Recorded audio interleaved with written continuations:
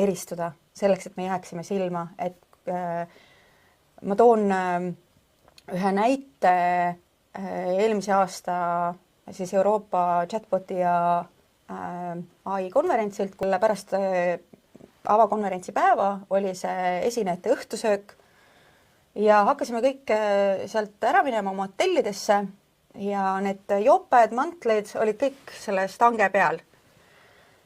Ja seisab seal üks meesterahvas ja lappab neid jopesid ja mantlid. Need on kõik valdavalt mustad, tumehallid, äärmisel juhul beežid ja püüab siis ilmselt enda oma leida ja ma läksin sinna, et kas otsid oma musta jopet? Siis ta härab ütleb, et jah, otsin küll. Ja siis mina võtsin selle kirgas sinise Eesti tartanist mantli ja ütlesin palju edu.